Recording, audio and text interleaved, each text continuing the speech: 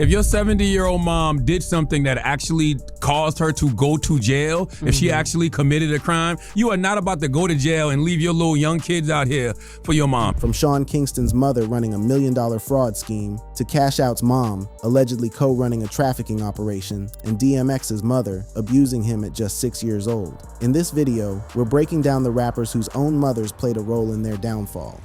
Cash Out and Linda, Mama Cash Smith.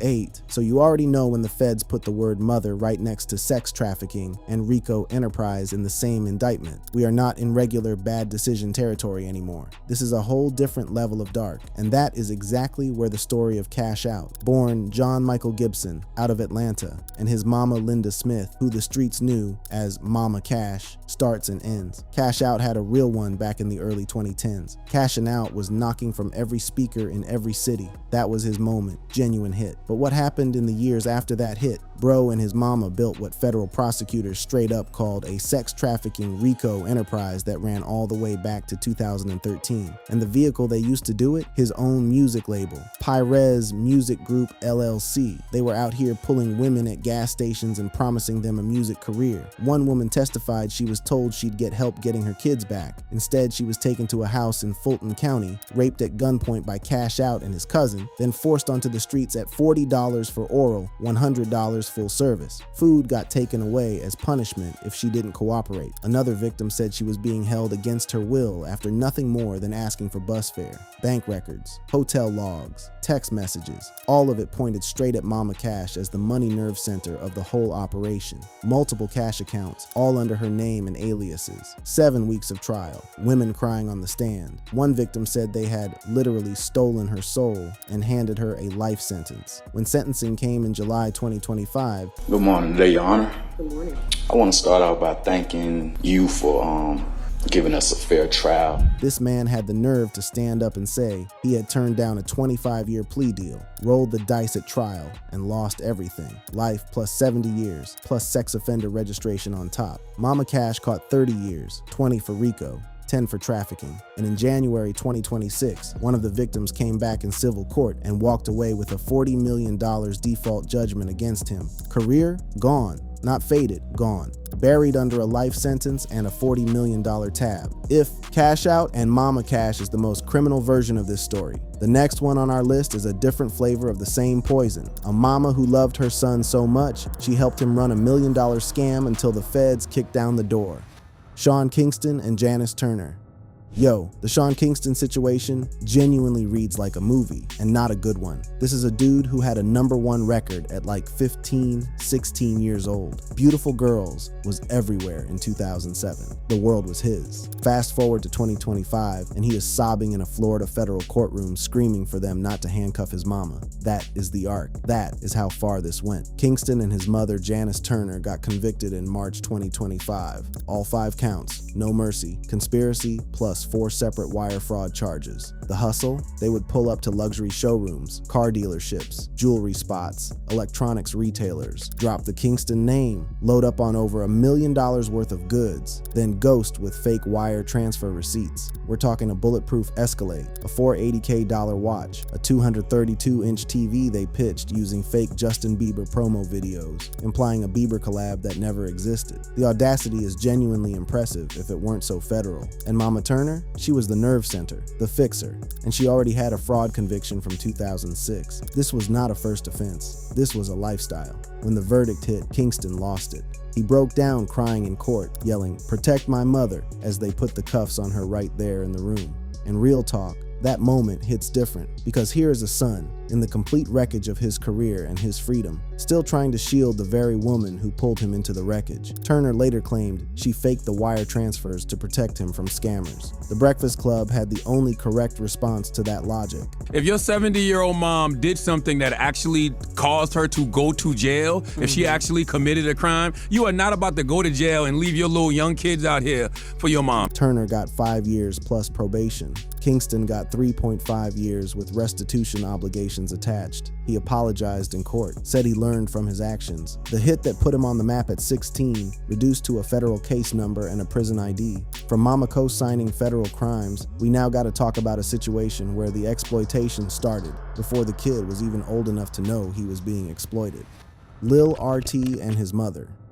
Lil RT, born June 2014, out of Bankhead, Atlanta, real name protected, was out here generating over $2 million in earnings before he was even in double digits, age-wise. His mama managed everything: the streams, the shows, the content, the brand. On paper, it sounds like a grind and love story, a mama betting on her gifted son, but what February 2024 exposed was something way more disturbing than that. At a Miami performance in Little River, a 9-year-old Lil RT was on stage, while a thong-wearing OnlyFans model slapped her backside in front of him, and another woman gyrated against his body. He was performing tracks about oral sex and Glock violence. The video hit social media and went nuclear instantly. International outrage, wall to wall. Candace Owens jumped on it and called out the sinister, evil people around this child, putting the blame squarely where most people were already pointing, at the adults running his operation, starting with his mama. Then came the reports that he had gone live online in tears, saying his mama was pocketing everything,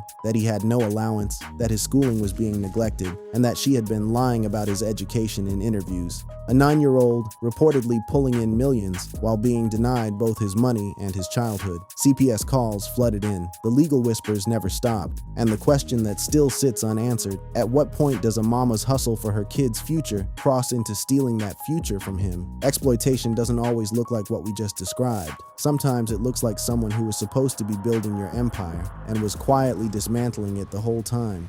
Gucci Mane and Deborah Antne.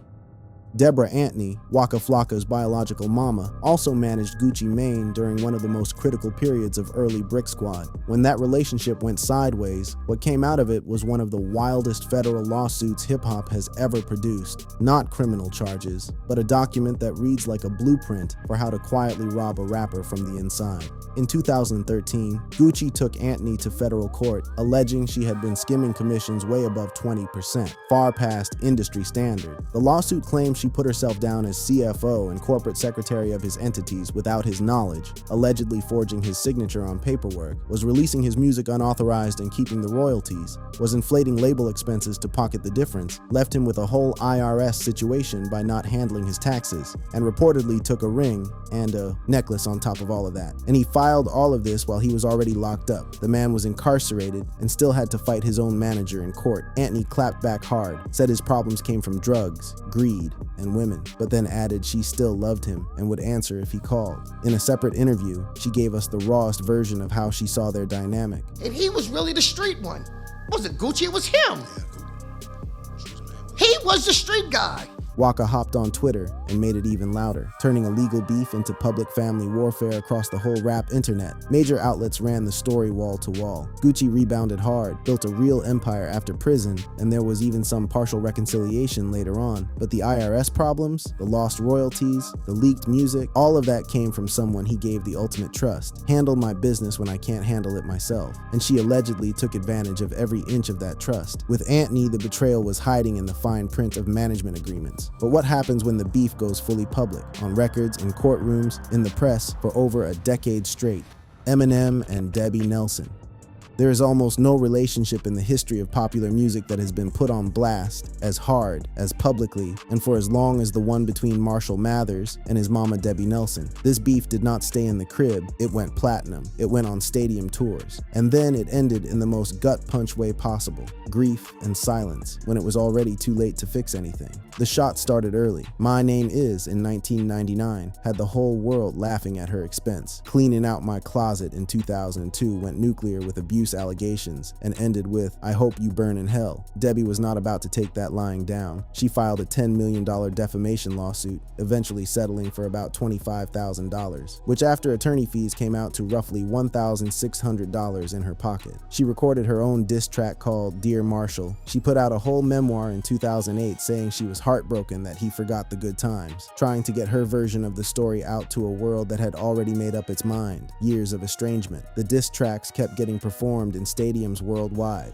Then 2013 came, and headlights dropped, and the rage was just gone. Word is he helped her financially after that, even while they stayed distant. But Debbie Nelson died in December 2024, 69 years old, complications from lung cancer. And just like that, whatever door headlights had cracked open, slammed shut permanently. The irony is wild. The whole feud was rocket fuel for Slim Shady early on, commercially speaking. But no amount of platinum plaques covers the weight of a relationship you ran out of time to fix. That's a feud that played out in front of the world over decades. Our next story, the damage started before any cameras were rolling, before any records were made, before the kid even had a chance.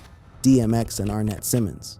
Before Earl Simmons was DMX, before the growl, before the platinum, before the bark, he was just a little kid from Yonkers who was getting beat up by the one person in the world who was supposed to protect him more than anybody. DMX talked about getting beatings that started at 6 years old. His mama knocked 2 of his teeth out with a broom handle because he accidentally erased the wrong page in her notebook while trying to help her. Extension cords while he slept. Her boyfriends putting their hands on him. And by his own account, he never once heard the words, "I love you," in that house. Not one time. He ended up in a children's home, hit the streets at 14, and found more real love from stray dogs than he ever got at home. Music became the only place big enough to hold everything he was carrying. Then came the thing that changed everything. A mentor handed him a blunt laced with crack cocaine without telling him what was in it. He was 14. What started as one blind moment became decades of addiction, following him through every peak, every prison bid, every comeback, all the way to the end. On VH1's Couples Therapy, with nowhere left to hide from it, he let it all out. I think it's at that point right there that I just let everything go. I mean, that's how, she crying, I'm crying. He forgave her publicly, said, "I love my mama," and she was reportedly at his bedside in the days before he passed in April 2021. There was some peace, eventually, but the whole arc of his life, the addiction, the bids, the career that kept getting interrupted by demons planted in him before he was old enough to name them, all of it roots back to that house. The damage was not done in a label meeting, it was done at home, and it never fully left him. DMX's story is about a childhood that poisoned everything that came after. But our next story is about a different kind of poison, the kind that only hits after the person is gone, and you realize the one person you needed most ain't coming back. Kanye West and Donda West. There are 2 Kanye Wests, real talk. There is the version that made late registration and graduation and had the whole world locked in, the one John Legend described as full of optimism, creativity, not even a hint of what was coming. And then there is the version that exists after November 10th, 2007. The line between those 2 men is one date, the day Donda West died. Donda was not just his mama, she was his manager, his co-architect, his best friend. She quit her job as a university English professor, moved to LA with him, poured her entire life into building his career. He called her the reason for everything. Then, the day after having multiple cosmetic procedures done, Donda West suffered a heart attack and died at 58 years old. And Kanye has carried the guilt of that ever since. He has said it in different ways across different years. If he had never brought her to LA, she would still be here. In May 2025, John Legend said out loud what a lot of people had been thinking for years. His descent started then and seems to have accelerated recently, and that before 2007, Kanye showed zero signs of the anti-Semitism, the conspiracy spirals, any of it. And then you see what unaddressed grief and guilt turned into. I ain't taking no slice from nobody. It's God. That's the only person that I serve. My mom ain't here. My mama was sacrificed. 2 albums named after her. An entire school named after her. Music that keeps circling back to her like a wound that refuses to close. Donda West did not destroy Kanye's career on purpose. She did not do anything wrong. But her death cracked something in him that no amount of fame, money, or art has been able to put back together. And that crack, the whole world has watched it get wider every year since. Kanye's story is about a loss nobody chose. Our next story is about a war that everybody chose. Publicly, loudly, and with the whole internet watching in real time. Finesse2tymes and Pluria Alexander.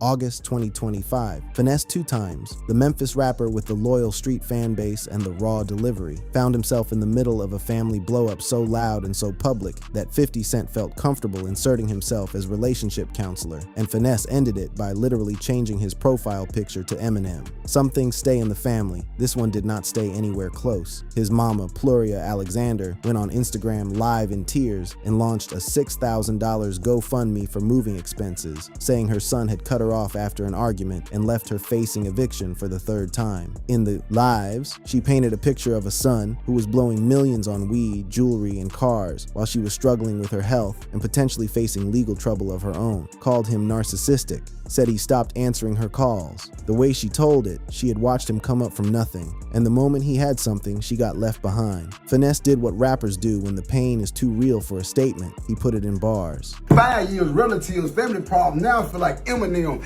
Then 50 Cent slid into it on IG. Hey Finesse, you look just like your mama, man, just call her. Finesse did not hesitate. He 50 Cent, when you call Marquise, ill call her. One sentence. Eyebrow emoji. He aimed directly at 50's own estranged son Marquise and did not miss. The whole internet lost it. Finesse later allegedly dropped payment receipts showing he had been sending her money, which only made the "so who is really the problem here" debate goes even harder. A private family wound, aired in front of millions with no resolution and no undo button. That drama was messy and loud. But our next story is about a different kind of loud, the kind that happens on camera in the middle of your worst legal nightmare when your own mama is begging you to calm down and you are not trying to hear it. Boosie Badazz and his mother. Boosie Badazz is built different. The man survived prison, survived cancer, survived beef after beef, legal storm after legal storm, all with that same energy. I'm handling mine, period. But in 2025, that exact same energy, that absolute refusal to stand down, ever, put him on camera clashing with his own mama during one of the worst moments of his career. And the cameras caught every bit of it. The situation, a woman came forward accusing Boosie of sexually assaulting her when she was 5 years old, during a period when he was dating her mother. He denied it, hard and consistently, called it the worst accusation of his life, and made it clear he was going on offense, countersuing for defamation, reportedly putting up $1,000 rewards for information on the accuser. His mama stepped in, urging him to slow down, to think about the optics, to not escalate, and in a heated on-camera moment, Boosie looked at his own mother and said, "I'm not listening to you." Not the first time either. She had already tried to get him to drop a separate lawsuit against his own brother over theft and forgery allegations. Anybody, I got money, bro. Anybody got this girl name, I got money. The accuser's own family reportedly flipped on her, claiming mental health issues, saying there was no real encounter with Boosie, and offering to come testify on his behalf. But none of that detail is the image that stuck. The image that stuck is Boosie on camera, in the eye of a legal hurricane, waving off his mama like she was just another voice in the noise. A mother trying to protect her son from himself, and a son too locked in to let her. Boosie refusing to listen to his mama is one thing. Our last story is about a co-parenting war that has been going for decades, one that ate through money, reputation, and most painfully, a father-son relationship that may never come back. 50 Cent and Shaniqua Tompkins. This last one is the most layered entry on this entire list because Shaniqua Tompkins is not 50 Cent's biological mama. She is the mother of his son Marquise. So the damage here is not a mother-child bond in the traditional sense. It is a co-parenting situation that went so sideways, so publicly, and so legally that it has been consuming both of their lives for years, and along the way may have permanently cost 50 the relationship with his own son. In 2023 and going into 2024, Tompkins started releasing content, YouTube videos, Instagram, with allegations of physical and verbal abuse during her pregnancy, claims connecting 50 to a 2008 fire at their Long Island mansion during an eviction attempt, and accusations that he pushed her out of a real estate business they had built together. Bombs, basically, dropped one after another. Here is where it gets really wild. Back in 2007, Tompkins had signed a life rights agreement, reportedly for $80,000, but she only actually received $35,000. That was supposed to stop her from telling her story publicly. She says that agreement was signed under duress, that the late music manager Chris Lighty showed up at her hotel in Vegas with a bodyguard and warned her of severe consequences if she said no. Said she signed it in fear for her life and her kids' lives. In July 2025, 50's G-Unit Books sued her for breach of that agreement, going after over $1 million. A judge blocked his default judgment attempt. The appeals were still running into 2026 with no end in sight, but none of the legal back and forth is the most painful part of this story. The most painful part is Marquise, 50's son, fully estranged from his father, to the point where it became a running joke in rap beef for years, where it became the exact ammunition. Finesse2tymes used to end that clapback exchange in one sentence. Whether Tompkins caused that estrangement, fueled it, or just had the courage to talk about something that was already broken, only the people inside that family only truly know. What is not in question is the cost: money in court, reputation in the streets, and a father-son relationship that the whole world has watched fall apart in slow motion. If this hit different, if any of these stories got you thinking, click on any of the cards on your screen.